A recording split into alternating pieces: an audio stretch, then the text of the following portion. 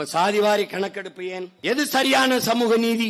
எது சரியான சமூக நீதி? எளிய உதாரணத்தில் என்னரும் தம்பி தங்கைகளுக்கு நான் புரிய வைக்க விரும்புகிறேன். ஒரு குடும்ப அட்டைக்கு 10 கிலோ அரிசி. ஒரு வீட்டில் ஒரே ஒரு தாய், ஒரு ஏழை தாய் இருக்கிறார். ஒரு தாய், ஒரு வயதான அம்மாள் இருக்கிறார். ஒரே ஒரு மகள். அவள் குடும்ப அட்டைக்கு 10 கிலோ.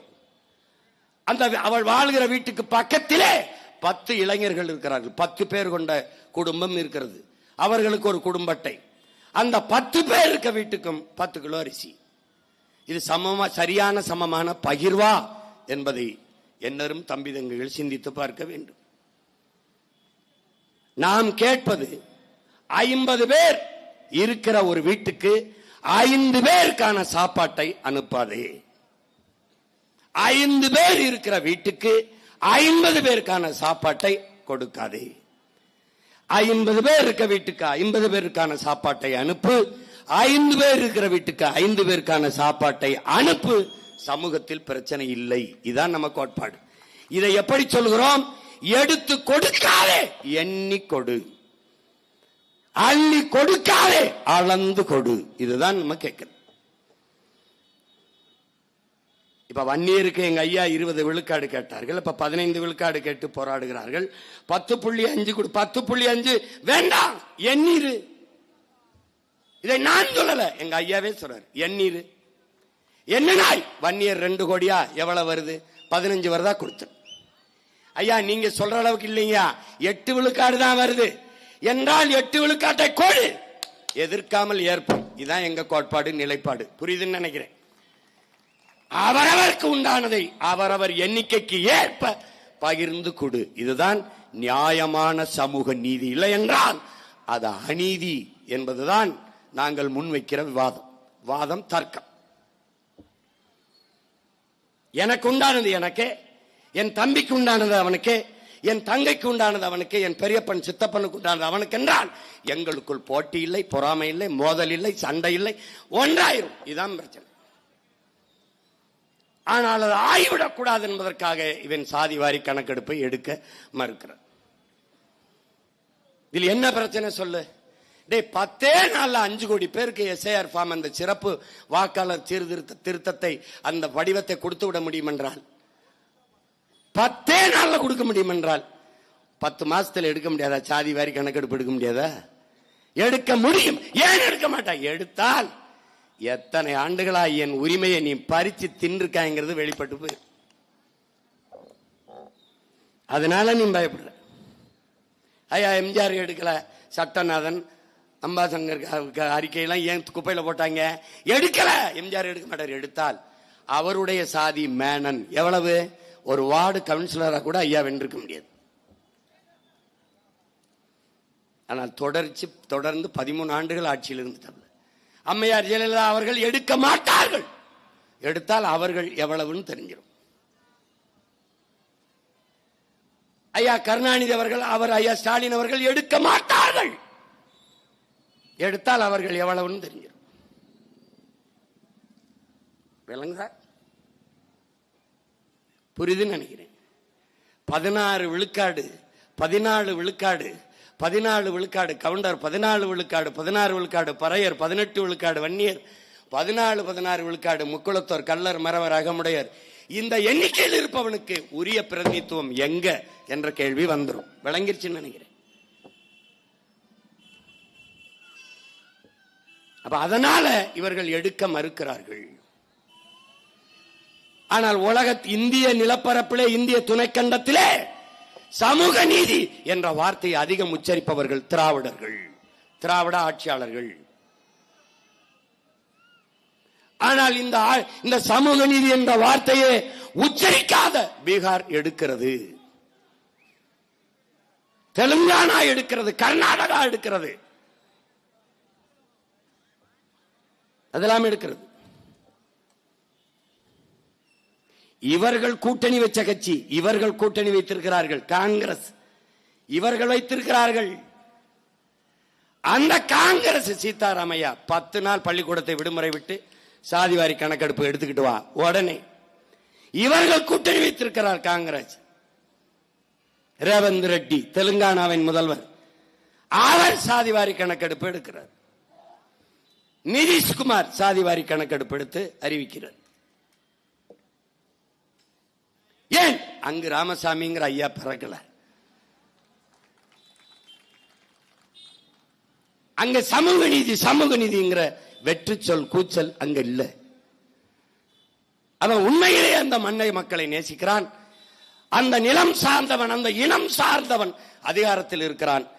அவனுக்கு எல்லாவற்றையும் விட அவன் மண்ணின் மக்களின் நலன், அவருடைய கல்வி, அவருடைய அரசியல் அதிகாரம், பொருளாதார வளர்ச்சி, இதுவெல்லாம் அவனுக்கு முதன்மையானதாக இருக்கிறது. இந்த சாதிவாரி கணக்கெடுப்பு என் அரும் தம்பிதங்கைகள் புரிஞ்சுக்கணும். இந்த இடஒதுக்கீடு, இடப்பகிர்வு முறை, இந்த இடப்பங்கீட்டு முறை ஏன் வந்தது? ஏன் வந்தது? நான் கல்வி மறுக்கப்பட்ட சமூகத்தில் இருக்கேன். பல நூறாண்டுகளா கல்வி மறுக்கப்பட்ட பிள்ளைகளா நாம இருந்தோம். உரிமை மறுக்கப்பட்ட சமூகமா இருந்தோம். எதன் பொருட்டு? சாதியின் பொருட்டு. எந்த சாதியின் பொருட்டு எனக்கு கல்வி, அரசியல், அதிகாரம் மறுக்கப்பட்டதோ அதே சாதியின் பொருட்டு அந்த கல்வி, அதிகாரம், அரசியல், அதிகாரம் எல்லாம் சரியான முறையில் பகிர்ந்தளிக்கப்பட வேண்டும் என்று போராடி பெற்ற உரிமைதான் இந்த வகுப்பு வாரி பிரதிநிதித்துவம், இந்த இடப்பகிர்வு என்பதை என்னரும் தம்பிதங்குகள் புரிந்து கொள்ளணும். இப்ப இவர்கள் பொருளாதார அடிப்படையில் பின்தங்கியவர்கள், எக்கனாமிக்கலி பேக்வேர்ட். நாம் சோசியலி எக்கனாமிக்கலி பேக்வேர்ட். நம்ம பொருளாதார அடிப்படையில் பின்தங்கியவர்களுக்கு இடஒதுக்கீடு என்ற பேச்சே இல்லை. அதற்காக கொண்டு வரப்பட்டதே இல்லை. அதை என் தம்பிதங்கள் புரிஞ்சுக்கணும். இந்த தெருவில் நீனும் நானும் நடக்கக்கூடாது என்பது, இந்த குளத்தில் குளிக்கக்கூடாது என்பது, இந்த கோயிலுக்குள் வரக்கூடாது என்பது நாம் ஏழை என்பதற்காக இல்லை. என் உடன் பிறந்தவனே, நாம் தாழ்த்தப்பட்டவர்கள், தீண்டத்தகாதவர்கள், இழிமக்கள் என்பதாலே புறக்கணிக்கப்பட்டோம், நிராகரிக்கப்பட்டோம். நாம் இதை படிக்கக்கூடாது, பள்ளிக்கூடத்துக்குள்ளே வரக்கூடாது என்று தடுக்கப்பட்டது நாம் ஏழை என்பதற்காக அல்ல, நாம் தாழ்த்தப்பட்டவர்கள், இழிமக்கள் என்பதற்காகவே. நான் இன்று ஏழை, ஆனால் 10 ஆண்டுகளில் நான் அதானி அம்பானியாக பொருளாதாரத்தில் மேம்பட்டு விட முடியும். ஆனால் இன்று நான் பழையன், நாட்டின் முதல் குடிமகனானாலும் என் மீது சுமத்தப்பட்ட இழிவு போகாது. இதுதான்டா இந்த சாதியில் இருக்கிற, இந்த தீண்டாமையில் இருக்கிற கொடுமை என்பதை நீ புரிஞ்சுக்கணும். நான் எவ்வளவு தூரம் பொருளாதாரத்தில் மேம்பட்டாலும் என் மீது சுமத்தப்பட்ட இழி மகன், இழி சாதி, அந்த தீண்டாமை ஒளிய மறுக்குது. ஆனால் ஏழை பணக்காரன் ஆகிற முடியும். ஆனால் தாழ்ந்த சாதி என்று இவன் கட்டமைத்த நான் எவ்வளவு மேம்பட்டாலும் உயர்ந்த சாதியை, உயர்ந்த மதிப்பிற்குரியவனாக மாற முடியவில்லை. அதாங்க இருக்க சிக்கல். இந்த நாட்டின் முதல் குடிமகன் ராம்நாத் கோயிலுக்குள்ள நுழைய முடியல. அந்த இடத்திலே மரத்து நிழல்ல யாகம் வளர்த்து சாமி கும்பிட்டு போனார். இன்றைக்கு இருக்கிற பழங்குடி மகள் திரௌபதி முர்மு கோயிலுக்குள்ள போக முடியல. கட்டையை கட்டி ஓரத்தில் தள்ளி நிக்க வச்சுட்டான். இப்ப நாட்டின் முதல் குடிமகனாக, பிரசிடென்ட் ஆஃப் இந்தியாவானாக வந்தாலும் என் மீது சுமத்தப்பட்ட இழிவு துடைக்கப்படவில்லை. நீ படம் இருக்கேன் உடன் பிறந்தானே, என்னரும் தங்கைகளே தட்டி பாருங்கள். ஐயா மோடி அவர்களும் அத்வானி அவர்களும் நாற்காலியில் அமர்ந்திருக்கும் போது நாட்டின் முதல் குடிமகள் திரௌபதி முர்மு என்கிற பெண்மகள் கைகட்டி நின்று கொண்டிருக்கிற காட்சி இருக்கிறது. பாரத மாதா கைகட்டி நின்று கொண்டிருக்கிறார். எந்திரிக்கும் போது இவர்கள் பாரத மாதாக்கு ஜே என்பார்கள். அந்த மாதா தான் அங்கே நின்று கொண்டிருந்தார். இதை ஒழிக்க வழி சமூக நீதி. சமூக நீதியின் சரியான பகிர்வு, உரிய பகிர்வு. எல்லாரும் தம்பி தங்கைகளே, அண்ணனுக்கு மூத்தவன் நம்ம அருமை பாட்டன் அயோத்திதாச பண்டிதர் என்கிற பெருமகன் என்பதை என்னிலும் இளைய என் தம்பி தங்கைகள் தெரிந்து கொள்ள வேண்டும், இல்லை படித்து கற்று அறிந்து கொள்ள வேண்டும். என்ன சொல்றாரு நினைக்கிற? வெள்ளைக்காரனிடம் அடிமைப்பட்டு கிடந்தோம், எல்லோரும் கிடந்தோம். இந்த நிலத்தில் உயர்ந்த சாதி என்று சொல்லிக் கொள்கிற அவனும் அடிமையாகத்தான் இருந்தான், நாமும் அடிமையாகத்தான் இருந்தோம். ஆனால் எல்லோரும் அந்த அடிமையிலிருந்து வெள்ளைக்காரனை எடுத்து விடுதலைக்காக போராடினோம். அடிமையாக இருக்கிற இவன், அடிமையிலிருந்து விடுதலைக்காக போராடிய இவன் நம்மை அடிமைப்படுத்தி வைத்திருந்தான். அடிமைக்கே ஒரு அடிமை தேவைப்பட்டது, அது நாம இருந்தோம் என்கிறார். நல்ல கவனத்தில் வச்சுக்கணும் தம்பி. எப்படி இருக்கு? இவனே ஒரு அடிமை, அந்த அடிமையிலிருந்து விடுதலை பெற அங்கு போராடி கொண்டே நம்மை அடிமைப்படுத்தி வைத்திருந்தான். இதுதான்டா வரலாற்றில் மிகப்பெரிய கொடுமை என்று சொல்றார். இந்த நிலம் எல்லா வளங்களையும் வைத்திருந்து வறுமையில் இருக்க காரணமே இந்த சாதிய ஏற்றத்தாழ்வு, சகிக்க முடியாத இந்த படிநிலை தாண்டாங்கிறார். விளங்குதா? எதையோ வெட்டினான்டா, மரத்து வேறையெல்லாம் வெட்டினான். சனி இந்த சாதியின் வேற வெட்ட மறந்துட்டான்டா, வெட்ட மறுக்கிறான்டாங்கிறாப்ல. அதனாலதான் இந்தியா எந்த காலத்திலையும் வளரல. இவ்வளவு வளங்கள் இருந்தும் வறுமையில் இருக்க காரணம் இதுதான். 28 விழுக்காட்டு மக்கள் இரவு உணவு இல்லாமல் தூங்க போக காரணம் இதுதான். பட்டியலில் போ நாட்டில் இது முன்னாடி இருக்க காரணம் இதுதான்.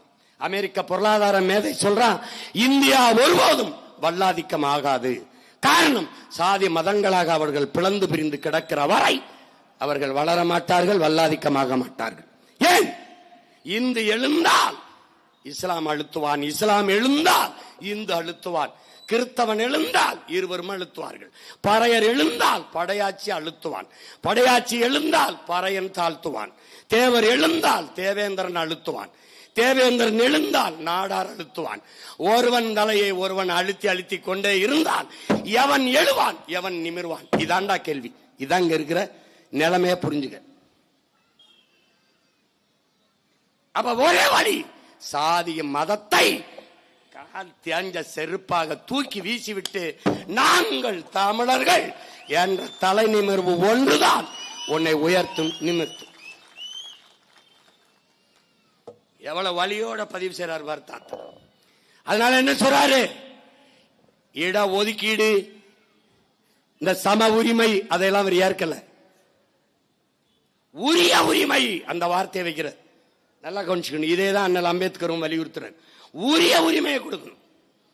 சம உரிமைங்கிறது என்ன? பன்னெடுங்காலமா நீ மாளிகையில் இருக்க, நான் கீழே மண்குடிசையில் இருக்கேன், 2 பேருக்கு சம உரிமை என்பதை எப்படி ஏற்பது? அதனால என்ன?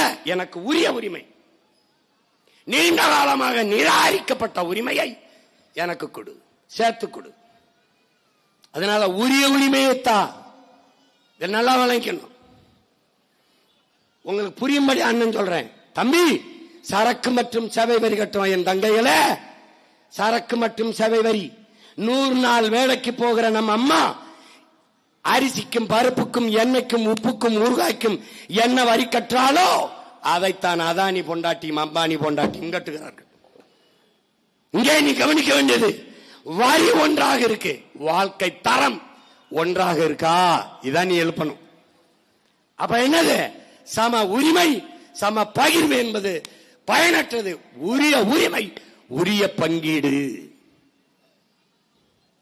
பன்னெடுங்காலமாக கல்வி மறுக்கப்பட்ட சமூகத்தில் இருந்து வந்தவன் நான். இந்த தலைமுறையில் தான் பள்ளிக்கூடத்தின் கதவிலே வாசல்லே கால் வைக்கிறேன். பல 100 ஆண்டுகளாக படித்து வருகிற நீ, நான் சிற்றூரில் இருக்கிறேன். எங்க ஐயா, எங்க அண்ணன் அருங்குணம் விநாயகம் அவர்கள் பேசியது போல ஓராசிரியர் பள்ளி, அவனு வரலைன்னா அதோட அது பள்ளியில மூடிட்டு போண்டிதான். நீ ஒவ்வொரு பாடத்தையும் ஒவ்வொரு ஆசிரியர் நடத்துறான். உனக்கு பாடம் சரியாவலைன்னா சிறப்பு பயிற்சி டியூஷன் வச்சு கத்துக்கிற. எனக்கு இதுக்கு காசு கட்டவே காசு இல்லை, புத்தகம் வாங்கவே காசு இல்லை, துணி வாங்கி கட்டிக்கிறவே காசு இல்லை. நான் சிற்றூர்ல இருக்கேன். காலையில களை எடுக்க போகணும், மாட்டுக்கு புல்லு பிடிங்க போடணும், தண்ணி வைக்கணும், தவிடு வைக்கணும். எனக்கு மின்சாரம் இல்லை, சிமிழி விளக்கு. மின்சாரம் இருந்தால் 2 மணி நேரம் தான் வரும், டப்புன்னு துண்டிச்சிடும். அப்புறம் மெழுகுவர்த்தி வளத்துல படிக்கணும். உனக்கு இல்லை, நீ யூபிஎஸ் வச்சிருப்பா, மின் ஊக்கி வச்சிருப்ப, படிப்ப. அப்ப 2 பேருடைய பாட முறை ஒன்றா இருக்கு. அது சமச்சீரா இல்ல. அந்த கல்வி முறை சமச்சீர் பாடத்திட்டமா இருக்கு, கல்வி முறை சமச்சீரா இல்ல. உனக்கு கழிவறை இருக்கு, கரும்பலகை இருக்கு, அப்படி இல்லை. எங்களுக்கு அந்த வசதி எல்லாம் இல்லை. அப்ப பொதுத்திறன் போட்டியில 2 பேரும் ஒன்னா மோதணும்னா இது உரிய பயிர்வா இல்ல. அப்ப பலகாலமாக நிராகரிக்கப்பட்ட எனக்கு உரிமையை தான், முன்னுரிமை தான், அதான் உரிய உரிமை. விளங்கிருச்சுன்னு நினைக்கிறேன்.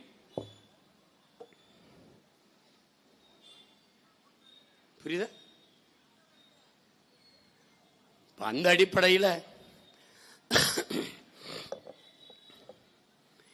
பீகார்ல தமிழ்நாடு அரசு என்ன சொல்லுது? தமிழ்நாடு அரசு நமக்கு என்ன கற்பிக்க வருது? திரும்ப திரும்ப என்ன சொல்லுது? சாதிவாரி கணக்கெடுப்பு எடுக்கிற உரிமை மத்திய அரசுக்கு இருக்கு, இந்திய ஒன்றிய அரசுக்கு தான் இருக்குது என்று நம்ம ஏமாற்றுகிறது.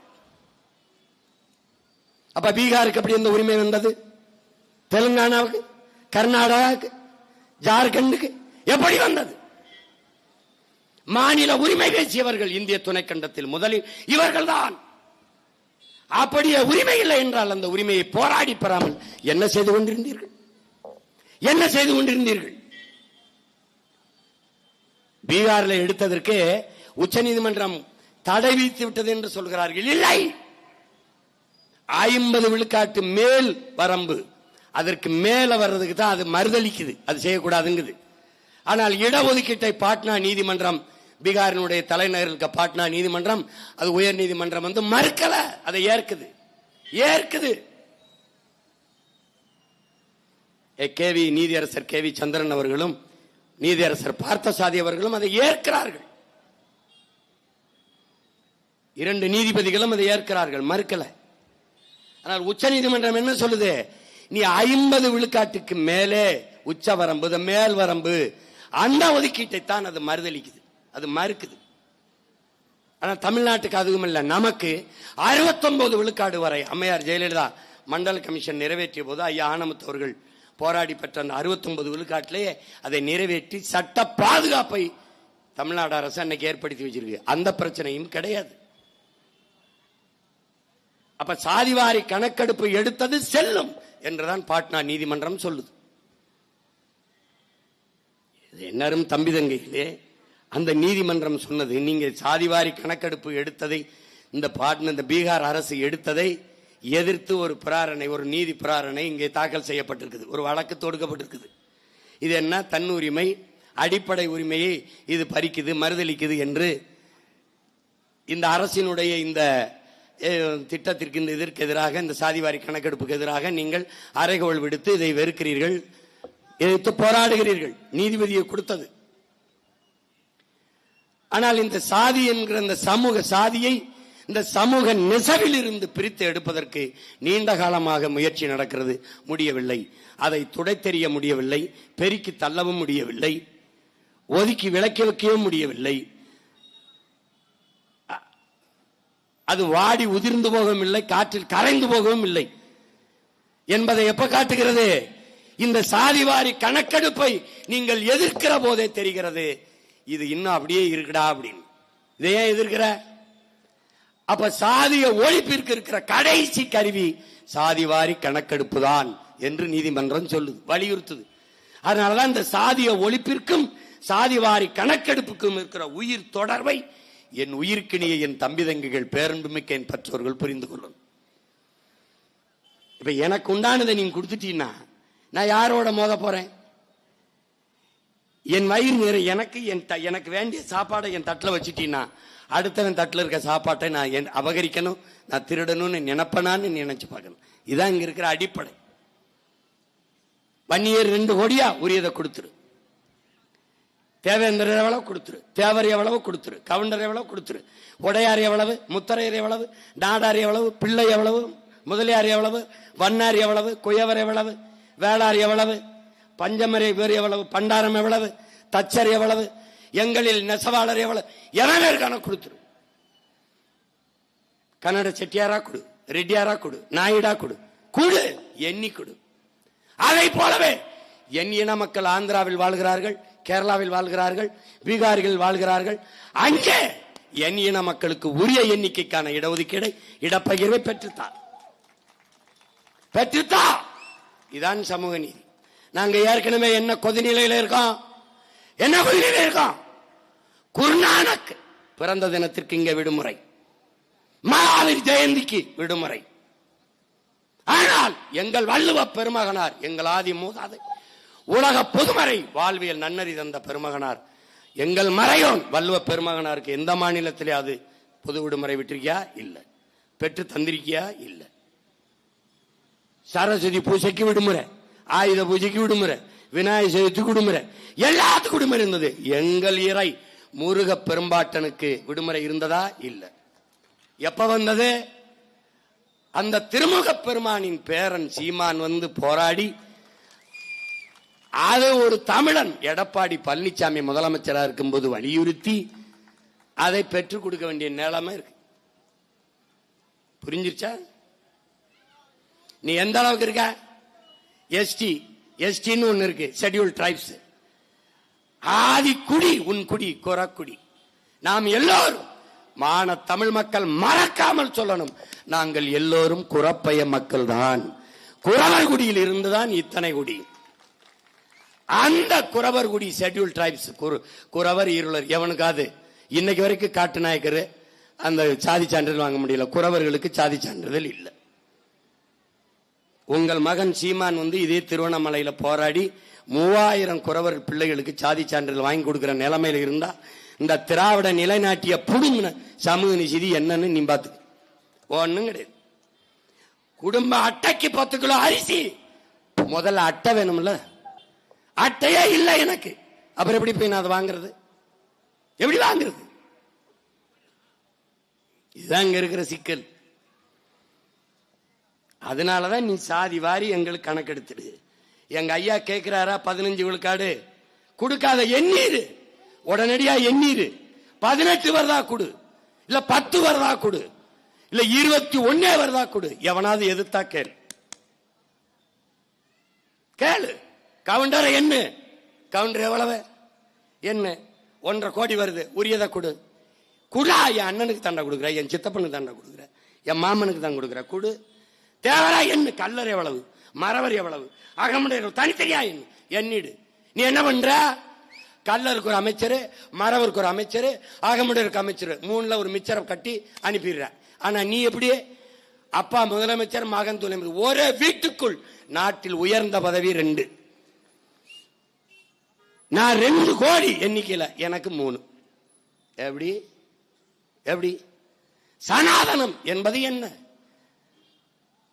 இந்த சாதியில் இந்த குடியில் பிறந்ததனாலேயே எனக்கு உயர்ந்த பதவி கிடைத்துவிடும் என்ற நிலை இருக்குமானால் அதான்டா சனாதனம், அதுதான் கொடிய சனாதனம். அப்ப சனாதன ஒழிப்பு என்பது நாட்டில் முதலில் இல்லை, இவர்கள் வீட்டில் ஒழிப்பிலிருந்து தொடங்கணும். அதை புரிஞ்சுக்கணும். இன்னரும் தமிழ் பிள்ளைகள் நமக்கு திட்டமிட்டு மொழி இனப்பற்றுங்கிற தேன் ஊற்றப்படாமல் சாதி மதப்பற்று என்கிற நஞ்சு ஊட்டப்பட்டிருக்கு. அதனால இவ்வளவு பின்னடைவு. சாதி மதம் என்கிற இந்த நஞ்சு ஊட்டப்பட்டதால் அந்த மயக்கத்திலே நாம இருக்கோம். இதான் இங்க இருக்க சிக்கல். இதுல இருந்து வெளியில வரணும். இல்லைன்னா என்ன ஆகும்? திருப்பரங்குன்றத்தில் அது முருகன் கோயில், இங்க ராமராஜ்யம் நிறுவனம்னா இப்படி என்ன வேலை பார்க்கிற? உன்னுடைய நோக்கம் என்ன? இந்திய பெருநில முழுமைக்கும் ஒரு மதம் சார்ந்தவன் வாழுகிற நாடாக உருவாக்கணும்னு நினைக்கிற பிரபாகரன் பிள்ளைகள் தமிழ் தேசிய பிள்ளைகள், பேரன்பு கொண்ட தமிழ் தாயின் பிள்ளைகள். நாங்க நினைக்கிறோம் இது மனிதர்கள் வாழுகிற நாடாக இருக்கணும்னு நினைக்கிறோம். ஒரு மதம் சார்ந்தவன், ஒரு சாதி சார்ந்தவன் வாழ்கிற நாடா இருக்கணும்னு நினைக்கல. இருக்கக்கூடாது. மானுட நேயம் கொண்ட மனிதர்கள் வாழ்கிற நாடாக இருக்கணும்னு நினைக்கிறோம். இதான் 2 பேருக்கு இருக்கிற கோட்பாட்டு முரண்.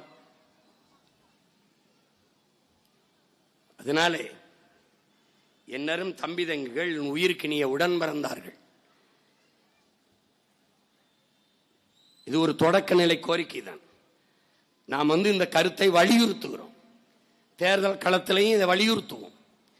ஆனால் வென்று வந்த பிறகு இதை நிறைவேற்றுவோம். பஞ்சமர் நில மீட்பை, சாதிவாரி கணக்கெடுப்பு, சமூக நீதி நிலைநாட்டலை, பட்டியலில் இருந்து தேவேந்திரகுல வேளாளர் நம்மை வெளியேற்றிக் கொள்வதில் நாம் முனைப்பாக இருக்கும் என்கிற உறுதியேற்கிற ஒரு கூட்டமாகத்தான் நீங்க இதில் எடுத்துக்கொள்ளணும்.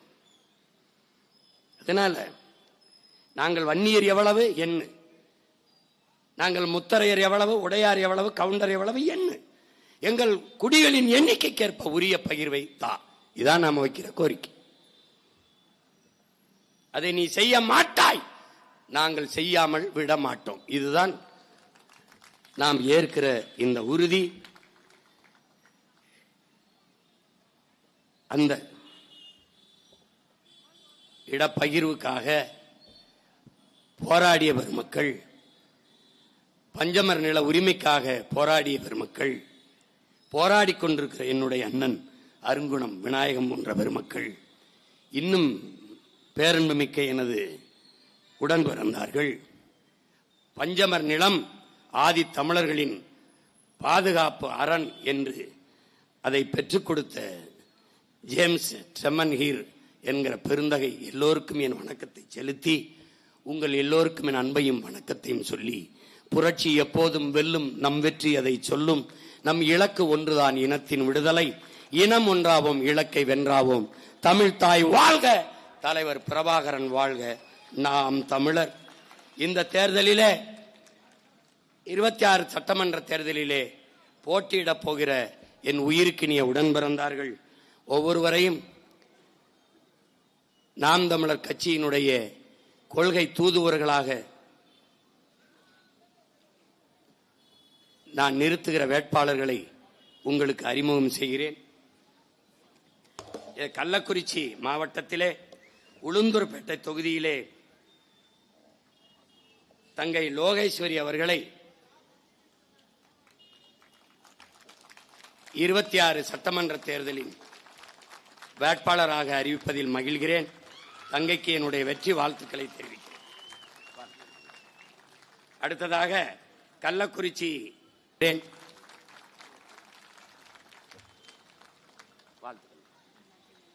அவருடைய வெற்றிக்கு என்னுடைய அன்பும் வாழ்த்துக்களும். அடுத்ததாக சங்கராபுரம் தொகுதியிலே போட்டியிடுகிற என்னுடைய அன்பு தம்பி ரமேஷ் அவர்களுக்கு என்னுடைய வெற்றி வாழ்த்துக்களை தெரிவிக்கிறேன்.